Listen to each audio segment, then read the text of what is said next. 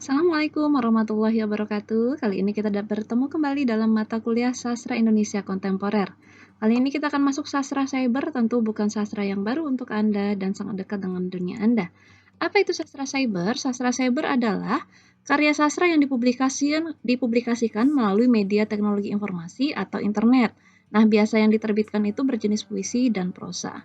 Nah, kali ini dalam penjelasan saya akan banyak membahas terkait dengan perkembangannya kehadirannya di Indonesia dan pro kontranya serta bagaimana eksistensi sastra cyber itu yang saya kutip dari Balai Bahasa Sumut Kemendikbud seperti itu.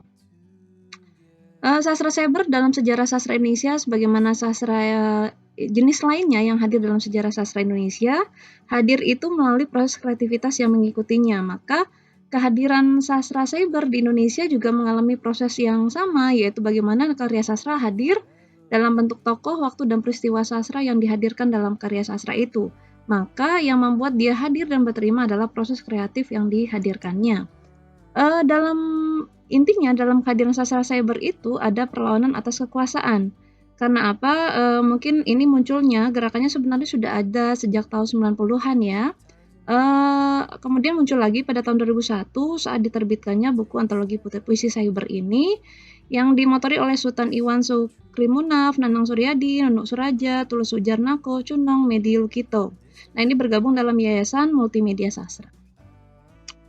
Kalau kita lihat bagaimana pro dan kontra sastra cyber, kehadiran gerakan ini muncul pro dan kontranya terangkum dari berbagai reaksi negatif dan positif kehadirannya. Salah satu kita bisa kutip kata Sutarji dulu pernah mengatakan, katanya hal yang sifat kotoran saja bisa menarik, asalkan dikemas dengan secara asal-asalan dibandingkan dengan puisi. Kotoran pun dikemas secara menarik akan lebih laku dibandingkan dengan puisi yang dikemas secara asal-asalan, kata seperti itu. Tapi begitu kerasnya tudingan terhadap sastra cyber, akhirnya malah memberikan posisi sendiri bagi sastra cyber karena mulai banyaknya perlombaan-perlombaan bertajuk sastra online di tanah air seperti itu.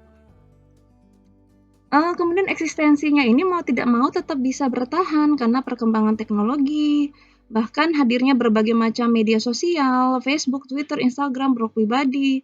Yang menjadi ujian di sini adalah pada otoritas pembacanya. Maka yang perlu direnungkan dalam tulisan ini menurut saya menarik untuk kita pahami bahwa gagasan dan ide di mana saja itu menjadi hak pribadi setiap manusia. Sepertinya kehadiran sastra internet ini ya gitu.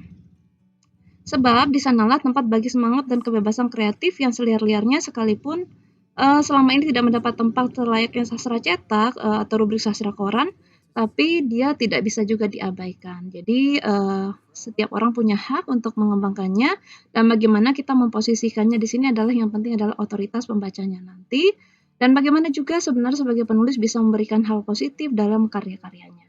Baik, pembelajaran lebih lanjut akan kita lakukan diskusi via e-learning. Selamat belajar. Terima kasih atas perhatiannya. Wassalamualaikum warahmatullahi wabarakatuh.